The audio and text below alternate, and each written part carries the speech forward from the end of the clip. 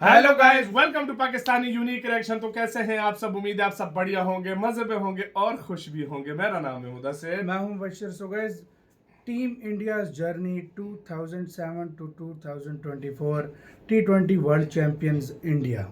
तो भाई साहब, आज फुल जर्नी हम देखने लगे हैं। वीडियो लंबी होने लगी है लेकिन आखिर तक देखना, मजा जर्नी कैसी रही है इंडिया की 2007 से हाँ। 2024 तक। मतलब 2007 में पहला वर्ल्ड कप हुआ था और अभी इंडिया जीता है। 2000 पहला भी जीता था और अभी 2024 का भी जीता है। तो सारी जर्नी देखेंगे। ओरिजिनल वीडियो का लिंक मिल जाएगा डिस्क्रिप्शन में।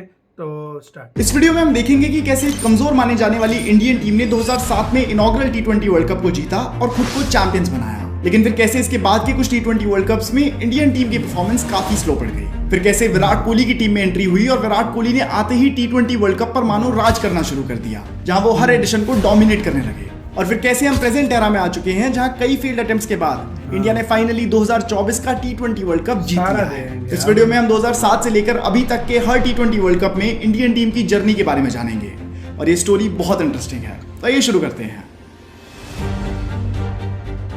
2007 T20 वर्ल्ड कप। 2007 में आईसीसी पहली बार T20 वर्ल्ड कप ऑर्गेनाइज कराने वाली थी, जहां क्रिकेट के इस नए फॉर्मेट को एक बड़े लेवल पर पहली बार टेस्ट किया जाने वाला था कि आखिर ये फॉर्मेट ऑडियंसेस के साथ कितना घुल पाता है। इस एडिशन के लिए टीम इंडिया की कंडीशन थोड़ी कमजोर लग रही थी, ऑनेस्टली थोड़ी नहीं, बहुत ज्यादा। इसी साल हुए ओडीआई वर्ल्ड कप में इंडिया ग्रुप स्टेज से ही बाहर हो गई थी, जिस वजह से देश भर के क्रिकेट फैंस इंडियन टीम से बहुत डिसअपॉइंटेड थे और कोई भी इंडियन टीम के T20 कैंपेन में विश्वास नहीं दिखा रहा था। और जहां कंडीशन इतनी कमजोर थी, वहां टीम कुछ बड़े चेंजेस की मांग कर रही थी और जब यही चेंजेस हुए तो इंडियन टीम के ऊपर विश्वास भी बढ़ने लगा। इंडियन क्रिकेट के लेजेंड सचिन तेंदुलकर, सौरव गांगुली और राहुल द्रविड़ ने T20 वर्ल्ड कप खेलने से मना कर दिया था। कई बार ट्राई करने के बाद भी आईसीसी ट्रॉफी ना जीत पाने की वजह से इन बड़े प्लेयर्स ने डिसाइड करा कि अब यंगर जनरेशन के प्लेयर्स को मौका देना चाहिए और इसी सोच से मैनेजमेंट ने एक फ्रेश टीम बनाई जिसमें सब प्लेयर्स यंगस्टर्स थे और टीम की कैप्टनसी दी गई एमएस धोनी को। एमएस धोनी वैसे तो पहली बार इंडियन टीम की कैप्टनसी कर रहे थे, लेकिन जिस काम और कंपोज नेचर से उन्होंने अपनी लीडरशिप दिखाई, उससे लग रहा था कि वो एक बहुत ही एक्सपीरियंस कैप्टन है। Group stage. इंडिया के ग्रुप में इंडिया के अलावा थी स्कॉटलैंड और पाकिस्तान। इंडिया का T20 world cup campaign Scotland के खिलाफ शुरू होने वाला था, लेकिन ये मैच बारिश की वजह से हो ही नहीं पाया और फिर इंडिया का अगला मैच खेला गया अपने सबसे बड़े राइवल पाकिस्तान के खिलाफ। और ये मैच अपने आप में ही बहुत इंटरेस्टिंग था। जब दोनों टीम्स का स्कोर टाई हो गया तो इस टाई को तोड़ने के लिए बोल्ड आउट रूल का इस्तेमाल करा गया। इसमें दोनों टीम्स के प्लेयर्स को आगे आकर खाली विकेट्स पे बॉल को हिट करना था और जो टीम अपने 5 अटेम्प्ट्स में ऐसा सबसे ज्यादा बार कर पाती वो टीम विनर बन जाती। इस मैच में इंडिया की तरफ से सहवाग, रॉबिन उथप्पा और हरभजन सिंह इस कॉन्टेस्ट के लिए आगे आए और तीनों ने ही बॉल को विकेट्स पे हिट किया और इस तरह इंडियन टीम इस मैच की विनर बनी। इस मैच को जीतने के साथ ही इंडियन टीम सुपर 8 राउंड के लिए क्वालिफाई कर गई और यहाँ इंडिया के ग्रुप में थी साउथ अफ्रीका, इंग्लैंड और न्यूजीलैंड। पहला मैच न्यूजीलैंड के खिलाफ इंडियन टीम हार गई, लेकिन इसके बाद से इस वर्ल्ड कप कैंपेन का हर मैच इंडियन टीम ने जीता। अगले ही मैच में इंग्लैंड के खिलाफ युवराज सिंह ने लगातार 6 सिक्सेस का रिकॉर्ड बनाया और इंडिया ने यह मैच 18 रन से जीता। इसी मैच में युवराज सिंह ने आज तक के इंटरनेशनल T20 क्रिकेट की फास्टेस्ट हाफ सेंचुरी भी बनाई और इसी मैच में बॉलर जोगिंदर शर्मा को प्लेइंग 11 में भी लाया गया। जोगिंदर शर्मा की स्टोरी भी अपने आप में ही बहुत इंटरेस्टिंग है और इनकी कहानी मैं आपको वीडियो में आगे बताऊंगा। इसका अगला मैच इंडिया के लिए सुपर 8 राउंड का आखिरी मैच था और ये मैच बड़ा ही क्रूशियल था। यहाँ इंडिया और साउथ अफ्रीका भिड़ने वाली थी और इस मैच में न केवल इंडिया को जीतना था बल्कि एक अच्छे नेट रन रेट से जीतना था और सिर्फ तभी वो सेमीफाइनल्स के लिए क्वालिफाई कर सकते थे। मैच शुरू होता है और इंडिया पहले बैटिंग करते हुए 153 रन का स्कोर बनाती है। अब अगर इंडिया को सेमीफाइनल्स में क्वालिफाई करना था तो इंडियन बॉलर्स को साउथ अफ्रीका के स्कोर को 126 रन से पहले रोकना था। अब अगर साउथ अफ्रीका 126 रन से ज्यादा बना लेती, फिर चाहे वो मैच ही क्यों ना हार जाते, लेकिन तब भी वो सेमीफाइनल्स के लिए क्वालिफाई कर जाते। यानी अब सेमीफाइनल में जाने के लिए इंडियन कैप्टन एमएस धोनी सहित इंडियन बॉलर्स को 126 रन का स्कोर डिफेंड करना था। खैर, इस मैच में ऐसा करना ज्यादा मुश्किल साबित नहीं हुआ, थैंक्स टू आरपी सिंह, जिन्होंने इस मैच में 4 विकेट्स ली थी और साउथ अफ्रीका के स्कोर को 116 रन पर ही रोक दिया था। इंडिया ने मैच 37 रन से जीता और सेमीफाइनल्स के लिए क्वालिफाई कर गई। अब बारी थी सेमीफाइनल्स की, जो खेला जा रहा था माइटी ऑस्ट्रेलिया के खिलाफ, जो पिछले एक डिकेड में मल्टीपल आईसीसी ट्रॉफीज जीत चुकी थी। इस मैच में युवराज सिंह ने 30 बॉल्स पर 70 रन जड़े और इस तरह इंडिया ने ऑस्ट्रेलिया को 189 रन का टारगेट दिया। ऑस्ट्रेलिया बैटिंग करने आई तो एमएसडी की फील्ड प्लेसमेंट और पेस बॉलर्स के जाल में फंसकर समय समय पर अपनी विकेट गंवाती रही। मैथ्यू एडन के 62 और एंड्रयू साइमंस के 43 जरूर एक वक्त पर इंडियन टीम की चिंता बन रहे थे, लेकिन फिर जब इनकी भी विकेट गिरी तो ऑस्ट्रेलिया को मैच में वापसी करने का मौका ही नहीं मिला। इस विक्ट्री के साथ ही इंडियन टीम अब फाइनल्स में पहुंच चुकी थी और जो दूसरी टीम फाइनल्स में आई वो थी पाकिस्तान, जो एक बार ग्रुप स्टेज में इंडियन टीम से हारने के बाद अपना हर मैच जीती थी और तब फाइनल्स में पहुंची थी। इंडिया वर्सेस पाकिस्तान, वो भी एक वर्ल्ड कप फाइनल। ये मैच बड़ा ही रोमांचक रहने वाला था और एज एक्सपेक्टेड ये भी एक लास्ट मोमेंट थ्रिलर में तब्दील हो गया। इंडिया पहले बैटिंग करने आई और इंडियन बैटिंग लाइनअप में एक प्लेयर को छोड़कर कोई भी प्लेयर क्रीज पर ज्यादा देर तक नहीं टिक पा रहा था। विकेट पे विकेट गिरे जा रही थी और सिर्फ एक प्लेयर क्रीज पर जटिल तरीके से अड़ा हुआ था। प्लेयर थे गौतम गंभीर, जिन्होंने इस मैच में सबसे ज्यादा कंट्रीब्यूशन करा और 75 रन की एक शानदार पारी खेली। उनके बाद रोहित शर्मा ने भी अनबीटन 30 रन बनाए और इस तरह इंडियन टीम का स्कोर पहुंचा 157 रन तक। अब इंडिया को ये स्कोर डिफेंड करना था। शुरुआत में पाकिस्तान की बैटिंग काफी स्लो रहती है, जहां 15 ओवर्स में पाकिस्तान का स्कोर 100 रन के आसपास पहुंच पाता है और अब मैच इंडिया के पाले में लग रहा था। लेकिन फिर पाकिस्तानी बैट्समैन मिसबाह उल हक हरभजन सिंह के ओवर में 3 सिक्सेस लगा देते हैं और अब मैच वापस इंडिया की ग्रिप से छूटने लगा था। मैच लास्ट ओवर तक आता है और सिचुएशन ऐसी रहती है कि अब पाकिस्तान को जीतने के लिए 13 रन चाहिए थे। लेकिन पाकिस्तान का एक बड़ा नेगेटिव पॉइंट ये था कि अब तक उनकी 9 विकेट्स गिर चुकी थी और अब क्रीज पर थे मिसबाह उल हक। अब यहाँ दुविधा आई इंडियन कैप्टन MS धोनी के ऊपर कि भला ये आखिरी इंपॉर्टेंट ओवर किससे कराया जाए। इंडिया के जो मेन पेस बॉलर्स थे श्रीशांत, RP सिंह और इरफान पठान, उन सभी के 4-4 ओवर्स पूरे हो चुके थे और अब सिर्फ ऐसे 2 बॉलर्स थे जिनका 1-1 ओवर बचा था, हरभजन सिंह और जोगिंदर शर्मा। अब क्योंकि हरभजन सिंह एक स्पिनर थे तो उनसे आखिरी ओवर तो नहीं कराया जा सकता था, तो सिर्फ बचे जोगिंदर शर्मा। लेकिन जोगिंदर शर्मा के साथ प्रॉब्लम ये हो सकती थी कि वो एक बड़े ही मीडियोकर बॉलर साबित हो रहे थे, जिनके सामने बैट्समैन भी खुलकर खेलते थे। ऐसी टफ सिचुएशन में कैप्टन MS धोनी ने अपने बॉलर जोगिंदर शर्मा पर भरोसा दिखाया और उन्हें आखिरी ओवर के लिए बॉल थमाई। जोगिंदर शर्मा ने इस मिशन को अपने हाथों में लिया। दूसरी बॉल पर 6 आया, लेकिन तीसरी बॉल पर एक बड़ा शॉट खेलने के चक्कर में मिसबाह उल हक श्रीशांत को अपना कैच थमा बैठे और कुछ इस तरह पाकिस्तान ऑल आउट हुई और इंडिया ने इनॉग्रल T20 वर्ल्ड कप की ट्रॉफी को जीत लिया और बन गई T20 world cup champions. MS Dhoni ने अपने डेब्यू कैप्टनसी बाउट में ही एक वर्ल्ड कप ट्रॉफी जीत ली थी और यहीं से इंडिया का 2007 T20 world cup campaign successfully finish हुआ। इस एडिशन में इंडिया के लिए लीडिंग रन गेटर थे गौतम गंभीर, जिन्होंने 7 मैचेस में 227 रन बनाए और उनके बाद थे 154 रन के साथ MS धोनी और 148 रन के साथ युवराज सिंह। साथ ही टीम के लिए लीडिंग विकेट टेकर थे RP सिंह, जिन्होंने टोटल 12 विकेट्स ली। वैसे आपको कॉन्टेक्स्ट के लिए बता दूं कि ये world cup final Joginder Sharma का आखिरी इंटरनेशनल क्रिकेट मैच था और इसके बाद से ही इंडियन मैनेजमेंट ने उन्हें कभी भी इंडियन टीम के लिए कंसिडर नहीं करा। 2009 T20 वर्ल्ड कप, 2009 का T20 world cup England host कर रही थी और इस वर्ल्ड कप का फॉर्मेट भी लास्ट वर्ल्ड कप के जैसा ही था। इस वर्ल्ड कप में इंडिया बतौर डिफेंडिंग चैंपियंस आ रही थी। इंडिया के ग्रुप में इंडिया के अलावा बांग्लादेश और आइलैंड जैसी टीम्स थी, इसलिए ऐसा लग रहा था कि इंडिया उन दोनों को हराकर सुपर 8 में क्वालिफाई कर जाएगी और बिल्कुल वैसा ही होता है, जहां पर इंडिया बांग्लादेश को 25 रन से और आइलैंड को 8 विकेट से हराकर सुपर 8 के लिए आराम से क्वालिफाई कर जाती है। इन मैचेस में इंडिया के लिए स्टार परफॉर्मर्स रहते हैं गौतम गंभीर और रोहित शर्मा, बट सुपर 8 में आते ही चीजें बिल्कुल अलग हो जाती हैं। जहां ग्रुप स्टेज में इंडिया एक्सेप्शनल परफॉर्म कर रही थी, वहीं सुपर 8 स्टेज में इंडिया एक भी मैच नहीं जीत पाती। हाँ सही सुना, एक भी नहीं। इंडिया के ग्रुप में इंग्लैंड, वेस्ट इंडीज और साउथ अफ्रीका जैसी टीम्स थी, तो ये सुपर 8 राउंड उनके लिए बहुत टफ था। इंडिया का पहला मैच वेस्ट इंडीज के खिलाफ होता है, जो कि एक हद तक सही भी जा रहा था। इंडिया पहले बैटिंग करते हुए 153 रन का एक फाइटिंग टोटल खड़ा करती है, लेकिन फिर वेस्ट इंडीज के ड्वेन ब्रावो एक परफेक्ट ऑलराउंडर परफॉर्मेंस दिखाते हैं और इंडिया की पकड़ से मैच छीन लेते हैं। पहले तो वो बॉल से 3 विकेट चटकाते हैं और फिर सिर्फ 36 बॉल्स में 66 रन की पारी खेलते हैं। फिर अगला मैच इंग्लैंड के खिलाफ एक क्लोज एनकाउंटर साबित होता है, जहां इंडिया सिर्फ 3 रन से हार जाती है। इंडिया के सुपर 8 से बाहर होने के बाद अब इंडिया पे एक मैच बचा था, जहां इंडिया एटलीस्ट अपनी इज्जत बचा सकती थी। इंडिया का आखिरी मैच साउथ अफ्रीका के खिलाफ था और इंडिया वो मैच भी हार जाती है। साउथ अफ्रीका ने केवल 131 रन का ही टारगेट दिया था, लेकिन इंडियन बैटिंग लाइनअप उसे चेज नहीं कर पाया। जो टीम ग्रुप स्टेज में अनबीटन रही थी, उसे सुपर 8 राउंड में सिर्फ निराशा ही मिली।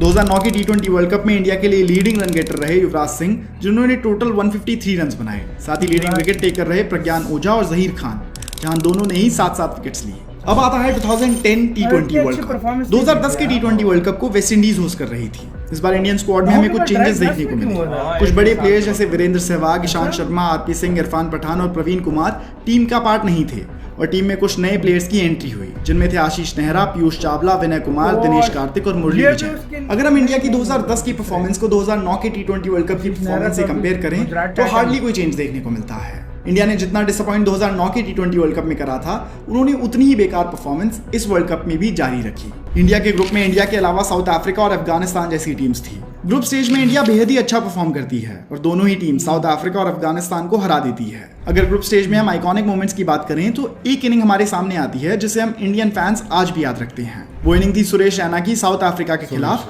जब वो काफी ब्यूटीफुल बैटिंग का प्रदर्शन करते हैं और एक रिकॉर्ड ब्रेकिंग सेंचुरी बना देते हैं। रैना उस इनिंग में 60 बॉल्स खेलते हैं और 101 रन बनाते हैं और यही वो पारी थी जिसने इंडिया को साउथ अफ्रीका जैसी टीम्स को हराने में मदद करी। इसी पारी के साथ सुरेश रैना पहले इंडियन प्लेयर बन गए जिन्होंने एक इंटरनेशनल T20 मैच में एक सेंचुरी बनाई हो।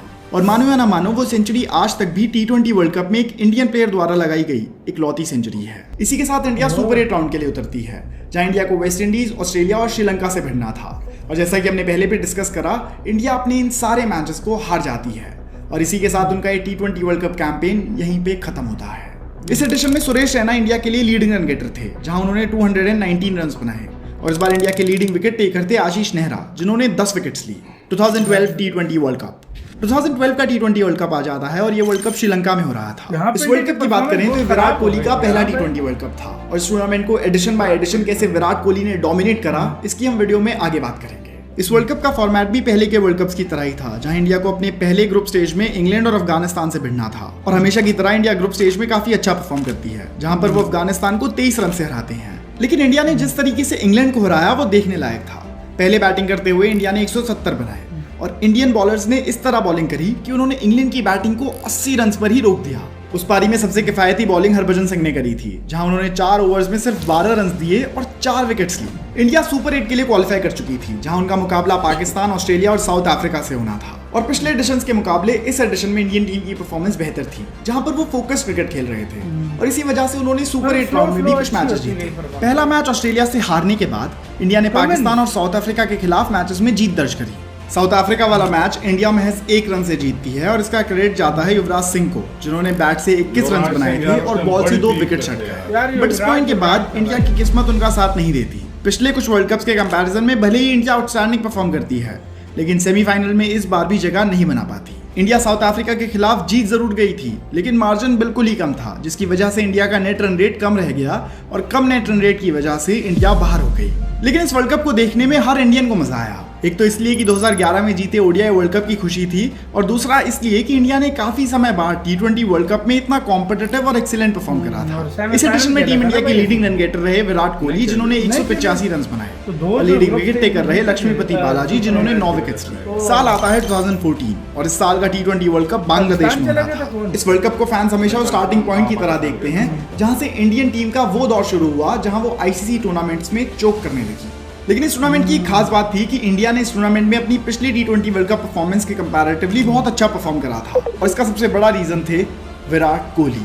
वर्ल्ड कप एडिशंस की बात करें तो ऐसा पहली बार होने वाला था कि इस वर्ल्ड कप में 16 टीम्स खेलने वाली थी, यानी कि ये वर्ल्ड कप बहुत ही कॉम्पिटिटिव और एक्साइटिंग होने वाला था।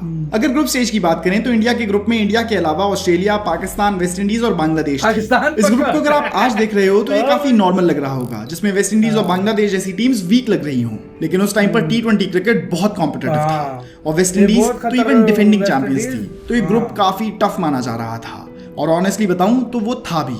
इंडिया का पहला ही मैच उनके आर्च राइवल्स पाकिस्तान के खिलाफ था, जहां पर पिछले 3 साल में इंडिया 4 T20 सीरीज हारी थी, वहीं पाकिस्तान केवल 2। तो क्लियर फॉर्म की बात करें तो पाकिस्तान बेटर फॉर्म में नजर आ रही थी, लेकिन इंडिया के बेस्ट बैट्समैन का चलना अभी बाकी था। वही बैट्समैन जो आगे चलकर T20 वर्ल्ड कप का बेस्ट बैट्समैन बनने वाला था। इंडिया वर्सेस पाकिस्तान का वो मैच काफी लो स्कोरिंग रहता है, जहां पर इंडिया को केवल 131 रन का टारगेट चेस करना था। विराट कोहली के नॉट आउट 36 और सुरेश रैना के नॉट आउट 35 रन की बदौलत इंडिया वो मैच इजीली जीत जाती है। इंडियन टीम फैंस की उम्मीदों के बियॉन्ड जाकर उस ग्रुप स्टेज को एक तरफा डोमिनेट करती है, जहां वो अगले मैच में पहले वेस्ट इंडीज, फिर बांग्लादेश और फाइनली ऑस्ट्रेलिया को भी हराकर ग्रुप स्टेज में नंबर 1 पोजीशन पे फिनिश करती है। ये कहना बिल्कुल गलत नहीं होगा कि ग्रुप स्टेज में इतना कंपटीशन होने के बावजूद भी इंडियन टीम ने दूसरी टीम्स को कभी भी मैच में पकड़ बनाने का मौका ही नहीं दिया। क्यों? इसका प्रमुख कारण था इंडिया की बॉलिंग, स्पेशली स्पिन बॉलिंग, जहां पर एक तरफ विराट कोहली कंसिस्टेंटली रन्स बना रहे थे, वहीं बॉलिंग डिपार्टमेंट में अमित मिश्रा, रवि अश्विन और जडेजा की जोड़ी अलग ही जादू बिखेर रही थी। इंडिया के सारे मैचेस लो स्कोरिंग थे, या फिर ऐसा कहा जाए कि इंडियन स्पिन बॉलर्स ने इन्हें लो स्कोरिंग बना दिया था, जहां पर पहले इंडिया बॉलिंग करते हुए 130 के आसपास रन्स कंसीड कर रही थी। वहीं पे पहले बैटिंग करते हुए इंडिया 159 का टोटल खड़ा कर चुकी थी, वो भी ऑस्ट्रेलिया के खिलाफ। और जवाब में चेज करने आई ऑस्ट्रेलिया की इंडियन स्पिनर्स के खिलाफ एक ना चली और रवि अश्विन और अमित मिश्रा ने ऑस्ट्रेलिया की पूरी बैटिंग लाइनअप को 86 रन पर ही ऑल आउट कर दिया। अमित मिश्रा और रविचंद्रन अश्विन इंडिया के लिए बड़े मैच विनर साबित हो रहे थे। इसका अंदाजा आप इसी बात से लगा सकते हैं कि उन 4 मैचेस में 2 man of the match Amit Mishra को मिले और बाकी के 2 man of the match Ravichandran Ashwin को। इंडियन बॉलर्स द्वारा चटकाए गए अब तक के 31 विकेट्स में से 21 विकेट्स अमित मिश्रा, रवि अश्विन और जड्डू के ही थे। इंडिया सेमीफाइनल्स के लिए क्वालिफाई कर गई थी और जो कॉन्फिडेंस इंडिया का ग्रुप स्टेज में था वो अब काफी बढ़ चुका था। इंडिया का सेमीफाइनल मैच अब साउथ अफ्रीका के खिलाफ होना था। साउथ अफ्रीका टॉस जीतती है और बैटिंग करने का फैसला करती है। साउथ अफ्रीका के शुरू के ओवर्स में विकेट जरूर गिरते हैं, लेकिन कैप्टन फाफ डू प्लेसी के 58 रन और जेपी डुमनी के नॉट आउट 40 रन की बदौलत साउथ अफ्रीका 172 का टोटल खड़ा कर पाती है। ऐसा टोटल जो उस टाइम पर एक विनिंग टोटल की तरह साबित होता था। बॉलिंग में एक बार फिर से रविचंद्रन अश्विन कमाल दिखाते हैं और 3 विकेट्स अपने नाम करते हैं। जब इंडिया चेज करने आती है तो रोहित शर्मा इंडिया को एक अच्छा हेड स्टार्ट देते हैं और ओपनर अजिंक्य रहाणे भी सही साथ निभाते हैं। लेकिन जिसने इस सेमीफाइनल में जान डाली थी वो थे विराट कोहली। इंडिया एक वक्त पर अपने दोनों ओपनर्स को गवाकर 77 रन पर 2 विकेट्स के स्कोर पर थी और आस्किंग रन रेट करीब 10 के आसपास था। लेकिन विराट कोहली इस वक्त पर एक मैच विनिंग नॉक खेलते हैं और इंडिया 5 बॉल्स रहते ही इस मैच को जीत जाती है। विराट कोहली उस मैच में नॉट आउट 72 बनाते हैं और इसी के लिए राइटफुली उन्हें मैन ऑफ द मैच भी मिलता है। अब इंडिया और वर्ल्ड कप की ट्रॉफी के बीच केवल एक मैच का फासला था। वो फाइनल मैच जो कि इंडिया की second consecutive ICC trophy decide कर सकता था। बट प्रॉब्लम ये थी कि इस फासले के बीच एक टीम खड़ी हुई थी, श्रीलंका। जो श्रीलंकन टीम साल दर साल आईसीसी फाइनल्स में हार रही थी, वही टीम इस बार इंडियन टीम को फेस करने के लिए पूरी तरह से तैयार थी। इंडिया की पहले बैटिंग आती है और ये कहना बिल्कुल सही होगा कि श्रीलंका उस फाइनल में इंडिया के बैटिंग लाइनअप को पूरी तरह शांत कर देती है। नुआन कुलासेकरा और लसित मलिंगा की यॉर्कर्स इंडियन बैट्समैन को रन बनाने का मौका ही नहीं देती। इंडिया अपने 20 ओवर्स के एंड में केवल 130 रन बना पाती है और वो भी विराट कोहली के 77 रन की बदौलत। वरना अगर विराट कोहली आउट हो जाते तो ये टीम टोटल शायद 100 रन का आंकड़ा भी पार नहीं कर पाता। जवाब में श्रीलंका आती है और इंडिया को 6 विकेट से हरा के अपना पहला T20 वर्ल्ड कप जीतने में कामयाब होती है। श्रीलंका की इस विन को हम 2011 के ओडीआई वर्ल्ड कप के फाइनल के रिवेंज की तरह भी देख सकते हैं। इस वर्ल्ड कप एडिशन में विराट कोहली ने 319 रन बनाए थे, जो कि किसी भी T20 वर्ल्ड कप एडिशन के लिए हाईएस्ट है। उन्होंने तिलक रत्न दिलशान का इनफेमस रिकॉर्ड तोड़ा था, जहां उन्होंने 2009 के T20 वर्ल्ड कप में 317 रन बनाए थे और ऑब्वियसली इसलिए इस वर्ल्ड कप का player of the tournament award Virat Kohli को ही मिला। ये रिकॉर्ड इतना स्पेशल है कि इसे आज 10 साल बाद भी कोई प्लेयर नहीं तोड़ पाया है। इस एडिशन में इंडिया के लिए लीडिंग विकेट टेकर थे रविचंद्रन अश्विन, जिन्होंने 11 विकेट्स ली। अब इसके बाद 2016 का T20 वर्ल्ड कप आ जाता है और ये वर्ल्ड कप खुद इंडिया होस्ट कर रही है। हम डिनाई नहीं कर सकते कि ये वर्ल्ड कप अब की जनरेशन को सबसे अच्छे तरीके से याद होगा, जहां इस वर्ल्ड कप में हमें कई आइकॉनिक मोमेंट्स विटनेस करने को मिली। इंडियन टीम की स्क्वाड्स पिछले बार के कंपैरिजन में थोड़े नए और यंग टैलेंट से भरी हुई थी। बॉलिंग में हार्दिक पांड्या, जसप्रीत बुमराह और पवन नेगी अपना वर्ल्ड कप डेब्यू कर रहे थे। वहीं दूसरी तरफ टीम में MS धोनी, आशीष नेहरा और हरभजन सिंह जैसे एक्सपीरियंस प्लेयर्स भी थे, जो टीम को एक अच्छा बैलेंस दे रहे थे। इस टूर्नामेंट का फॉर्मेट भी पिछले वर्ल्ड कप के जैसा ही था, जहां पर 10 टीम्स को 5-5 के ग्रुप में बांटा गया। इंडिया के ग्रुप की बात करी जाए तो इंडिया के साथ ऑस्ट्रेलिया, न्यूजीलैंड, पाकिस्तान और बांग्लादेश थी। पहला मैच इंडिया का न्यूजीलैंड के खिलाफ था, जिसमें आते ही इंडिया को एक शर्मनाक हार का सामना करना पड़ा। न्यूजीलैंड टॉस जीतकर पहले बैटिंग करने का फैसला करती है और ऐसे में इंडियन बॉलर्स उन्हें 126 रन पर रोक देते हैं।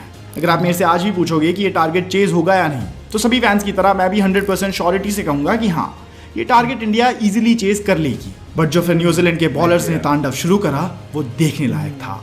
शुरुआत से लेकर एंड तक हर पॉइंट पे उन्होंने इंडिया के विकेट्स लिए और महज 79 रन पर इंडिया को ऑल आउट करके एक शर्मनाक हार थमा दी। ये वर्ल्ड कप इंडिया के लिए लास्ट वर्ल्ड कप जैसा नहीं होने वाला था। इसमें भी इंडिया को अनेक मुश्किलों का सामना करना था। अगला मैच इंडिया का उनके आर्च राइवल्स पाकिस्तान के खिलाफ था। इस मैच को लेकर इंडियन टीम थोड़ी श्योर थी कि पाकिस्तान को हरा सकते हैं, क्योंकि एक तो उनके पास विराट कोहली थे और दूसरी बात ये थी कि इससे पहले हुए एशिया कप में इंडिया ने पाकिस्तान को ऑलरेडी हराया हुआ था। तो उसी मोमेंटम से इंडिया इस बार भी जीत जाएगी।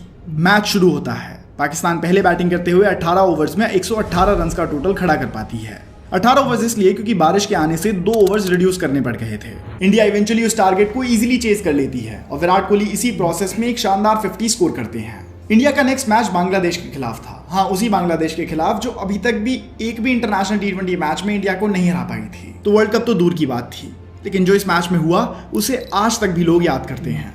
वो वन साइडेड दिखने वाला मैच कैसे नेल बाइटिंग थ्रिलर बन गया, आइए जानते हैं। बेसिकली उस मैच में हुआ कुछ ऐसा था कि इंडिया ने पहले बैटिंग करते हुए जैसे तैसे सुरेश रैना की मदद से 146 रन का टोटल खड़ा किया। लेकिन जब बांग्लादेश बैटिंग करने आई तो बांग्लादेश की बैटिंग को देखकर लग रहा था कि वो ये मैच निकाल कर ले जाएंगे। इतना कि आखिरी की 3 बॉल्स पर सिर्फ 2 रन चाहिए थे। लेकिन फिर इंडियन टीम के सेवियर बनकर आए हार्दिक पांड्या। हार्दिक पांड्या आखिरी ओवर डाल रहे थे और उन्हें आखिरी 3 बॉल में 2 रन डिफेंड करने थे। हार्दिक की इन आखिरी 3 बॉल्स में 3 विकेट्स आती हैं और इस तरह इंडिया इस मैच को सिर्फ 1 रन से जीत पाती है। वो मैच वर्ल्ड कप के बेस्ट मैचेस में से एक के तौर पर हमेशा याद रखा जाएगा। इंडिया ने पहला मैच हारने के बाद समहाउ अगले 2 मैचेस जीत लिए, लेकिन अगर उन्हें सेमीफाइनल्स में क्वालिफाई करना था तो एक मैच अभी बचा था और इंडिया को ये मैच भी हर हालत में जीतना था, और ये मैच था India versus Australia. India versus Australia के इस मैच को हम एक वर्चुअल नॉकआउट भी कह सकते हैं, यानी वो दोनों ही टीम्स के लिए सेमीफाइनल से पहले एक वर्चुअल क्वार्टर फाइनल की तरह था। जो उस मैच को जीतता वो सेमीफाइनल में वेस्ट इंडीज से भिड़ता। इस मैच को भी इंडिया पिछले मैचेस की तरह नियरली हार ही रही थी। इंडिया को चेज करते समय आखिरी के 6 ओवर्स में 66 रन चाहिए थे और सिचुएशन एंड के 5 ओवर्स में और वर्स हो गई, लेकिन विराट कोहली अड़े रहे और उन्होंने एंड में रन्स की स्पीड बढ़ाकर एक नियरली हारा हुआ मैच इंडिया को जिता दिया। इस मैच में कोहली ने नॉट आउट 82 रन्स बनाए थे। इंडिया के आने वाले सेमीफाइनल की बात करें तो वो किसी ट्रेजेडी से कम नहीं था, जहां पर एक तरफ विराट कोहली ने इस मैच में अपना सब कुछ झोंक दिया था, वहीं दूसरी तरफ बाकी के सारे फैक्टर्स इंडियन टीम के खिलाफ थे। वेस्ट इंडीज टॉस जीतकर पहले फील्डिंग करने का फैसला करती है और विराट कोहली अपनी बैटिंग शुरू करते हैं। विराट कोहली के अमेजिंग 89 रन्स की बदौलत इंडिया 192 के मैसिव टोटल तक पहुंच पाती है। अगर आपको थोड़ा कॉन्टेक्स्ट दूं तो इससे बड़ा टोटल पूरे T20 वर्ल्ड कप में केवल 4 बार ही चेज हुआ था और 8 साल बाद भी इससे बड़ा टोटल आज तक चेज नहीं हुआ है। तो सभी इंडियन फैंस मानो डायरेक्ट फाइनल के सपने देखने लग गए थे, और ये कहना गलत नहीं होगा कि वो सपने साकार होते हुए भी दिख रहे थे जब सेकंड ओवर में आशीष नेहरा ने वेस्ट इंडीज के बेस्ट बैट्समैन क्रिस गेल की विकेट ली। लेकिन उसके बाद शुरू होता है इंडियन टीम के ब्लंडर्स और नो बॉल्स का सिलसिला। लेंडल सिमंस इसके बाद 3 बार डिसमिस होते हैं, लेकिन हर बार ही वो बॉल नो बॉल निकलती है। ऐसा लग रहा था कि किस्मत उस दिन पूरी तरह इंडियन बॉलर्स के खिलाफ थी। नौबत यहां तक आ गई थी कि विराट कोहली को बॉलिंग करने आना पड़ा और उन्होंने एक विकेट भी निकाली। इस मैच में इंडिया के लिए कई अपॉर्चुनिटीज आई और लगभग सारी ही गई, और इंडिया वो सेमीफाइनल मैच 192 स्कोर करने के बावजूद हार गई। और इस तरह इंडियन टीम का 2016 T20 वर्ल्ड कप का कैंप यहाँ पे बॉलिंग लाइनअप बहुत खराब। इस एडिशन में भी विराट कोहली इंडियन टीम के लिए लीडिंग रन गेटर थे, जहां उन्होंने 273 रन्स बनाए, जिसमें 3 हाफ सेंचुरी शामिल थी। और उनके अलावा पूरी इंडियन साइड बिल्कुल भी रन्स नहीं बना पाई। हालात ऐसे थे कि विराट कोहली के बाद लीडिंग रन गेटर धोनी थे, जिन्होंने 89 रन्स बनाए। रोहित शर्मा, शिखर धवन और अजिंक्य रहाणे कोई भी इस वर्ल्ड कप में अपने बैट से कुछ खास परफॉर्म नहीं कर पाया। इस एडिशन में टीम के लीडिंग विकेट टेकर थे आशीष नेहरा और हार्दिक पांड्या, जहां दोनों ने ही 5-5 विकेट्स ली। 2021 T20 वर्ल्ड कप 2016 के बाद अगला T20 वर्ल्ड कप 5 साल बाद 2021 में हुआ। दरअसल इस वर्ल्ड कप को 2020 में खेला जाने वाला था, लेकिन द पेंडेमिक की वजह से इसका वेन्यू और ईयर दोनों ही चेंज करने पड़े और फाइनली ये टूर्नामेंट रखा गया 2021 में, और इसके होस्ट रहे UAE और ओमान। इस वक्त इंडियन टीम एक बड़े ट्रांजिशन फेज से गुजर रही थी। विराट कोहली ने टूर्नामेंट शुरू होने से पहले ही कह दिया था कि वो इस वर्ल्ड कप के बाद इंडियन टीम की कैप्टनसी नहीं करेंगे, और यहीं पर टीम में कई नए चेहरे भी जुड़े, जैसे ऋषभ पंत, सूर्य कुमार यादव और वरुण चक्रवर्ती। इस टूर्नामेंट का फॉर्मेट पिछले वर्ल्ड कप एडिशन से बिल्कुल सिमिलर था, बस फर्क इतना था कि अब एक ग्रुप में 5 नहीं बल्कि 6 टीम्स कंपीट कर रही थी। वहीं अगर इंडिया की बात करी जाए तो इंडिया का ग्रुप थोड़ा आसान लग रहा था, मानो एक वन साइडेड ग्रुप में ही इंडिया को डाल दिया हो। इंडिया के ग्रुप में इंडिया के अलावा पाकिस्तान, अफगानिस्तान, नामीबिया, न्यूजीलैंड और स्कॉटलैंड थी। इस ग्रुप स्ट्रक्चर को देखकर तो लग रहा था कि इंडिया इजीली ग्रुप स्टेज से आसानी से क्वालिफाई कर लेगा, लेकिन फिर यही आसान सा दिखने वाला ग्रुप स्टेज इंडिया के लिए एक नाइटमेयर साबित हुआ। इंडिया का पहला मैच पाकिस्तान के खिलाफ था और पाकिस्तान अब तक इंडिया से एक भी T20 वर्ल्ड कप या फिर ODI वर्ल्ड कप का मैच नहीं जीती थी, तो पाकिस्तान अपनी पहली ऐसी जीत की तलाश में थी और ये उन्हें इस एडिशन में मिली। पाकिस्तान टॉस जीतकर पहले बॉलिंग करने का फैसला करती है और शाहीन शाह अफरीदी आते ही इंडियन बैटिंग लाइनअप को चीर कर रख देते हैं। इंडिया का ओपनिंग ऑर्डर कोलैप्स कर जाता है, लेकिन किसी तरह इंडिया 152 का टारगेट सेट करने में कामयाब रहती है, जिसमें मेजर कंट्रीब्यूशन विराट कोहली का था, जो कि 57 रन्स बनाते हैं। जवाब में पाकिस्तान बैटिंग करने आती है और उसके बाद क्या होता है ये तो आप सबको याद ही होगा। इंडिया वो मैच 10 विकेट से हारती है और ये हार इंडियन क्रिकेट के इतिहास में सबसे बड़ी हार में से एक थी। न केवल इंडिया पहली बार वर्ल्ड कप में पाकिस्तान से हारी, बल्कि ऐसा भी पहली बार था कि इंडिया किसी T20 मैच में 10 विकेट से हारी हो। इंडिया अब अपना पहला मैच हार चुकी थी और अगर सेमीफाइनल में क्वालिफाई करना था तो अगले सारे मैचेस जीतने थे। इंडिया का अगला ही मैच न्यूजीलैंड के खिलाफ था, जो कि पाकिस्तान से भी टफ ओपोनेंट थी। इस बात का अंदाजा आप इस बात से भी लगा लीजिए कि न्यूजीलैंड उस वर्ल्ड कप के फाइनल तक गई थी। मैच शुरू होता है और विराट कोहली इस बार भी टॉस हार जाते हैं और इंडिया पहले बैटिंग करती है, और हम ये बड़ा सेफली कह सकते हैं कि इंडिया की उससे खराब बैटिंग हमने शायद ही रीसेंट वर्ल्ड कप ईयर्स में देखी हो। इंडिया केवल 110 रन ही बना पाती है और बस फिर होना क्या था, न्यूजीलैंड उस टारगेट को आसानी से चेस करके इंडिया को वर्ल्ड कप से बाहर का रास्ता दिखा देती है। अब हाँ, इंडिया अपने बचे हुए तीनों मैचेस जरूर जीतती है, लेकिन वो सेमीफाइनल्स तक का रास्ता खोलने के लिए काफी नहीं थे, और यहीं पर इंडिया का 2021 का T20 वर्ल्ड कप का सफर खत्म होता है। इस एडिशन में टीम के लिए लीडिंग रन गेटर थे KL राहुल, जिन्होंने 194 रन बनाए, जिसमें 3 हाफ सेंचुरी शामिल थी। और इस वर्ल्ड कप में इंडिया के लिए लीडिंग विकेट टेकर रहे जसप्रीत बुमराह और रविंद्र जडेजा, जहां दोनों ने ही 7-7 विकेट्स ली। 2022 टी20 वर्ल्ड कप। अब बारी आती है 2022 की टी20 वर्ल्ड कप एडिशन की, जो कि टी20 वर्ल्ड कप का 8वां एडिशन। ये वर्ल्ड कप पिछले टी20 वर्ल्ड कप के बिल्कुल एक साल बाद हो रहा है, और इसलिए 2021 और 2022 के वर्ल्ड कप स्क्वाड्स के बीच में आपको ज्यादा चेंजेस देखने को नहीं मिलेंगे। हाँ, एक चीज जरूर देखने को मिलेगा कि वरुण चक्रवर्ती की जगह अब टीम में अर्शदीप सिंह आ गए थे। ये वर्ल्ड कप काफी स्पेशल था और इसमें हमें इंडियन टीम के कई आइकॉनिक मोमेंट्स भी देखने को मिले। इस बार इंडिया के ग्रुप में पाकिस्तान और साउथ अफ्रीका जैसी स्ट्रॉन्ग टीम्स भी थी और बांग्लादेश, नीदरलैंड्स और जिम्बाब्वे जैसी वीक टीम्स भी। तो ये ग्रुप काफी बैलेंस नजर आ रहा था। इंडिया का पहला मैच लगभग हर बार की तरह ही पाकिस्तान के खिलाफ था। ये मैच कहीं ना कहीं उस फ्रस्ट्रेशन को छुपा रहा था जो हर इंडियन फैन के दिल में थी। हर इंडियन फैन उस दिन 2021 वाली हार का बदला लेने को उत्सुक था, और जितनी हाइप इस मैच की करी जाती है शायद ही किसी और मैच की करी जाती हो। इंडिया टॉस जीतती है और पहले फील्डिंग करने का फैसला करती है। इंडिया की शुरुआत काफी अच्छी रहती है क्योंकि वो पाकिस्तानी बैटिंग लाइनअप के बेस्ट बैट्समैन मोहम्मद रिजवान और बाबर आजम को आउट कर देते हैं। उसके बाद से पाकिस्तान की बैटिंग में अप्स एंड डाउन्स आते रहते हैं और इवेंचुअली पाकिस्तान 159 का टोटल खड़ा करती है। जब इंडिया चेज करने आती है तो इंडिया की शुरुआत भी बेहद खराब रहती है, जहां इंडिया एक वक्त पर 33 रन्स पर 4 विकेट्स के स्कोर पर थी। सभी को डर था कि इंडिया पिछली बार की तरह ही चोक ना कर जाए, लेकिन इस वक्त पर विराट कोहली क्रीज पर मौजूद थे। और अगर टी20 वर्ल्ड कप में चेस की बात हो तो बाकी सभी बैट्समैन एक तरफ और विराट कोहली एक तरफ। विराट कोहली ने हार्दिक पांड्या के साथ मिलकर एक बेहतरीन पार्टनरशिप रची और इंडिया वो मैच जीत गई। कुछ ही ओवर्स पहले इंडिया के विनिंग चांसेस 3.1% थे और विराट कोहली ने इस मैच को यहां से निकालकर इंडिया को जीत दिलाई। ये सब हो पाया विराट कोहली के उन 2 लेजेंडरी शॉट्स की वजह से जो उन्होंने हारिस रॉफ के ओवर में लगाए थे। विराट कोहली ने 82 रन्स की एक शानदार पारी खेली और जब उनसे इसके बारे में एक पोस्ट मैच इंटरव्यू में पूछा गया तो उन्होंने अपनी इस नॉक को अपने करियर में सबसे ऊपर रैंक करा। इंडिया का अगला मैच नीदरलैंड्स के खिलाफ था, जो वो ऑब्वियसली वन साइडेड तरीके से जीत गए, लेकिन अगले ही मैच में इंडिया को साउथ अफ्रीका से हार का सामना करना पड़ा। इंडिया पहले बैटिंग करते हुए एक लो टोटल बनाती है, जिसका मेन क्रेडिट जाता है लुंगी नगीदी को, जो कि इंडियन बैटिंग लाइनअप को एक तरफा आउट कर देते हैं और इंडिया केवल 133 रन ही बना पाती है और साउथ अफ्रीका 2 बॉल रहते ही 5 विकेट से वो मैच जीत जाती है। इंडिया के नाम पर अब एक हार आ चुकी थी और अगर उन्हें सेमीफाइनल्स के लिए क्वालिफाई करना था तो उन्हें बाकी के सारे मैच जीतने थे। बांग्लादेश के खिलाफ इंडिया अपना अगला मैच खेलने उतरती है और ये मैच भी बहुत ज्यादा थ्रिल से भरा हुआ था। पहले बैटिंग करते हुए इंडिया 184 का स्कोर बनाने में कामयाब होती है, जिसमें मेजर कंट्रीब्यूशन विराट कोहली का था। विराट कोहली ने उस मैच में 64 रन्स बनाए और ये उनकी 4 मैचेस में 3rd हाफ सेंचुरी थी। लेकिन तभी बारिश आ जाती है और टारगेट रिड्यूस होकर अब 150 का हो जाता है और बांग्लादेश के लिए पूरा होता दिख रहा था जब लिटन दास अपनी टीम को जीत की दहलीज पे ले जाकर खड़ा कर देते हैं। उन्होंने 27 बॉल में शानदार 60 रन्स बनाए थे, लेकिन उनका विकेट गिरते ही टीम क्रम्बल कर गई और इंडिया वो मैच बस 5 रन से जीत गई। इंडिया की बांग्लादेश के खिलाफ जीत काफी इंपॉर्टेंट थी और उन्होंने अपना अगला मैच जिम्बाब्वे से जीतकर ग्रुप टेबल में टॉप पे जगह बना ली। अब इंडिया सेमीफाइनल्स खेल रही थी और चांसेस थे कि इंडिया सेमीफाइनल्स जीतकर फाइनल्स में चले जाएगी, लेकिन जैसा क्रिकेट उस दिन इंग्लैंड ने खेला वो काबिलिए तारीफ था। ऐसी पिच पे जहां विराट कोहली, रोहित शर्मा और इवन सूर्य कुमार यादव नहीं चल पाए थे, उसी पिच पर इंग्लैंड ने इंडिया को 10 विकेट से हराया था और इवेंचुअली फाइनल में जाकर उन्होंने टी20 वर्ल्ड कप भी अपने नाम करा। वो हार इंडिया के लिए न केवल डिसअपॉइंटिंग थी बल्कि शर्मनाक भी थी और इंडिया इतनी बुरी तरह हारेगी ये किसी ने एक्सपेक्ट नहीं करा था। इस एडिशन में इंडिया के लिए लीडिंग रन गेटर थे विराट कोहली, जिन्होंने 296 रन बनाए। साथ ही विराट कोहली ही टूर्नामेंट के भी लीडिंग रन गेटर थे। वहीं दूसरी तरफ इंडिया के लीडिंग विकेट टेकर रहे अर्शदीप सिंह, जिन्होंने 10 विकेट्स ली। अब आ गया है सबसे रीसेंट टी20 वर्ल्ड कप, 2024 टी20 वर्ल्ड कप। 2024 के वर्ल्ड कप को वेस्ट इंडीज और यूएसए ने होस्ट करा और इसमें 16 नहीं बल्कि 20 टीम्स खेल रही थी और इसीलिए इसका नेचर काफी कॉम्पिटिटिव भी रहा। इंडिया के ग्रुप की बात करें तो इसमें एज यूजुअल पाकिस्तान थी, उसके अलावा यूएसए, कनाडा और आइलैंड थी।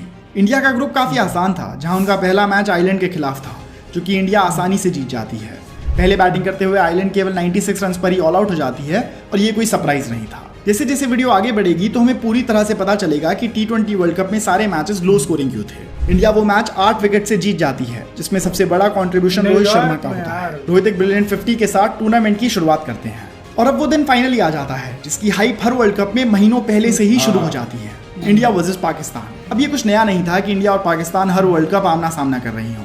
इस बार वेन्यू से लेकर पिचेस तक सब कुछ बॉलिंग को सपोर्ट कर रही थी। इसका मतलब इस मैच में पाकिस्तान को एक ह्यूज एडवांटेज था, जो कि अब और ज्यादा होने वाला था क्योंकि former Pakistani bowling legend Mohammad Aamir वापसी कर रहे थे। इस मैच की हाइप इतनी बढ़ चुकी थी कि मैच की टिकट्स 8 से 10 लाख रुपए की बिक रही थी। पिच इतनी बेकार थी कि कोई भी टीम अगर टॉस जीतती तो पहले बॉलिंग करने का फैसला करती और ठीक ऐसा ही पाकिस्तान भी करती है और Pakistani bowlers Indian batting lineup को कोलैप्स करने की नोक पर लाकर खड़ा कर देते हैं। इंडियन टीम के विकेट्स ओवर बाय ओवर गिरने शुरू हो जाते हैं और इवेंचुअली टीम 19th ओवर में 119 रन बनाकर ऑल आउट हो जाती है। इस ऑल आउट के होते ही सभी क्रिकेट एक्सपर्ट्स और फैंस ने इंडिया की वापसी की उम्मीद छोड़ दी थी। लेकिन कैप्टन रोहित शर्मा को एक बात पता थी कि अगर पिच हमारे लिए बेकार है तो पाकिस्तान के लिए भी वैसी ही है। और मैच में भी कुछ ऐसा ही देखने को मिलता है, जहां पाकिस्तान का बैटिंग लाइनअप जसप्रीत बुमराह के आगे घुटने टेक देता है और इंडिया ये मैच 6 रन से जीत जाती है। अगर हम इस वर्ल्ड कप के किसी भी मैच को ऑब्जर्व करेंगे तो हमें पता चलेगा कि इस वर्ल्ड कप की पिचेस बिल्कुल भी बैटिंग फ्रेंडली नहीं है। जितने भी मैचेस यूएसए में खेले गए उसमें एवरेज स्कोर ही 110 समथिंग का रहा था, जो कि इन पिचेस पे विनिंग टोटल साबित होता था। ऐसा इसलिए क्योंकि न्यूयॉर्क के स्टेडियम में जो पिच है वो एक ड्रॉप इन पिच है और उसको ऑस्ट्रेलिया में फ्रेशली बनाकर लाया गया था। और ड्रॉप इन पिचेस को सेटल होने में और नॉर्मली बिहेव करने में कुछ महीनों का टाइम लगता है, और इसीलिए अभी इस पिच पर बॉल इतना अजीब तरीके से बिहेव कर रही है। इसके बाद इंडियन टीम सुपर 8 राउंड में गई, जहां इंडिया के ग्रुप में थी अफगानिस्तान, ऑस्ट्रेलिया और बांग्लादेश, और यहाँ इंडिया ने अपना हर एक मैच जीता। फिर जब सेमीफाइनल्स में इंडिया की भिड़ंत इंग्लैंड से हुई तो इंग्लैंड को 68 रन से हराकर इंडिया एक बार फिर T20 वर्ल्ड कप फाइनल्स में पहुंच गई। दूसरी तरफ अफगानिस्तान को हराकर साउथ अफ्रीका भी अब फाइनल मुकाबले में पहुंच चुकी थी। Cut to today, that is 29th June, मैं ये वीडियो फाइनल मुकाबले की जस्ट बात बना रहा हूं। आज के मैच में इंडिया ने साउथ अफ्रीका को हराकर एक बार फिर T20 वर्ल्ड कप चैंपियंस का खिताब अपने नाम कर लिया है। जहां इंडिया ने पहले बैटिंग करते हुए बोर्ड पर 176 रन लगाए, जिसमें विराट कोहली के 76 और अक्षर पटेल के 47 हाईएस्ट कॉन्ट्रीब्यूशंस थे। और फिर जब साउथ अफ्रीका बैटिंग करने आई तो अर्ली ऑन विकेट्स गंवाने के बाद ये मैच इंडिया की तरफ शिफ्ट होने लगा था। ऐसे में डीकॉक, स्टब्स और क्लासन ने रन्स का आंकड़ा आगे बढ़ाया और मैच को साउथ अफ्रीका के पाले में शिफ्ट करने लगे। यहाँ पर इंडियन फैंस की उम्मीदें थोड़ी कमजोर होने लगी थी, लेकिन thanks to Indian pace bowlers Arshdeep Singh और जसप्रीत बुमराह ने इंडियन टीम को कमबैक कराया और मैच अब आखिरी ओवर पर आकर अटक गया था, जहां रोहित शर्मा ने बॉल थमाई हार्दिक पांड्या को और उन्हें डिफेंड करने थे सिर्फ 16 रन्स। इस ओवर की पहली बॉल पर सूर्य कुमार यादव ने डेविड मिलर का एक बहुत ही अमेजिंग कैच लिया, जो एक तरह से सूर्य कुमार यादव के लिए इस वर्ल्ड कप का सबसे बड़ा कंट्रीब्यूशन भी था। और हार्दिक तो ठहरे उन्होंने इस टफ सिचुएशन में टीम की जिम्मेदारी अपने ऊपर ली और अपने टास्क को सक्सेसफुली कंप्लीट करा। और कुछ इस तरह 2007 के 17 साल बाद इंडिया एक T20 वर्ल्ड कप जीतने में कामयाब हुई। ये रोहित शर्मा के लिए उनकी कैप्टनसी बाउट की पहली वर्ल्ड कप ट्रॉफी बनी और इस ट्रॉफी के साथ उन्होंने अपने सभी हेटर्स का मुंह बिल्कुल बंद कर दिया है। और जहां इस वर्ल्ड कप एडिशन के शुरू होने से पहले कई लोगों को लग रहा था शायद इंडियन टीम इस बार T20 वर्ल्ड कप ट्रॉफी ना जीत पाए, इंक्लूडिंग माई सेल्फ, जिसने इस टॉपिक पर एक वीडियो भी बनाई थी, Rohit Sharma led Indian team ने हम सभी को गलत साबित कर दिया है। और ऑनेस्टली मैं बहुत खुश हूँ कि इंडियन टीम ने एक दशक के बाद एक वर्ल्ड कप ट्रॉफी उठा ली है। आज पूरा देश एक इंडियन क्रिकेट फैन के तौर पर बहुत खुश है, जहां रोहित शर्मा की इंडियन टीम ने 11 साल से चल रहे एक चैंपियनशिप ट्रॉफी के ड्राउट को खत्म कर दिया है। और यहाँ पे सारा क्रेडिट जाता है रोहित शर्मा और पूरी इंडियन टीम को, जहां टीम के हर प्लेयर ने वर्ल्ड कप कैंपेन के अलग अलग टाइम पर अपना कंट्रीब्यूशन दिया और उन्हीं के कंट्रीब्यूशंस की वजह से आज Indian team T20 world cup trophy उठाने में सक्सेसफुल रही है। दोस्तों यही थी इंडियन टीम की आज तक की T20 वर्ल्ड कप जर्नी। अगर आप इसी के साथ यार वीडियो खत्म। क्या तुमने एक बात नोट की है इस पूरी जर्नी में? क्या पूरी जर्नी में हाँ। इंडिया ने कप, चाहे कप हो या चाहे मैच हो, तब जीता है जब विनिंग परसेंटेज दूसरी टीम की आई हो गई। इंडिया ने तब बाउंस बैक किया जब सारे लोग ये समझते थे कि हार जाएगा इंडिया। इंडिया ने तब बैक किया और यार विराट कोहली यार, और कल के मैच में देख लो फिर विराट भाई यार, देखो यार विराट कोहली, देखो जर्नी पता चली है ना विराट कोहली क्या चीज है इसके अंदर। जो लोग कल बोल रहे थे कि यार विराट कोहली स्लो खेला है, यार सिर्फ आप ये सिर्फ जर्नी देख लो, इस जर्नी को देख लो, आप समझ जाओगे कि आप खुद समझ जाओगे कि विराट कोहली क्या जर्नी थी इंडिया की। सच में यार क्या जर्नी थी यार। अब 2 T20, 2 वनडे और एक चैंपियन ट्रॉफी हो गई। अब यार दूसरी टेस्ट चैंपियनशिप रह गई है। ऑस्ट्रेलिया के बाद दूसरी सबसे सक्सेसफुल टीम भारत है इस टाइम, और बस टेस्ट चैंपियनशिप और जल्दी एक और चैंपियन ट्रॉफी अगले साल शायद निकाल ले भारत, हो सकता है। तो आपका क्या कहना है, कैसी लगी ये जर्नी, कमेंट में बताना यार। यकीन करो बड़ी वीडियो थी लेकिन मजा बहुत आया। ओरिजिनल क्रिएटर को प्लीज सब्सक्राइब करना मत भूलिएगा। अपना बहुत ज्यादा ख्याल रखिएगा। तो यार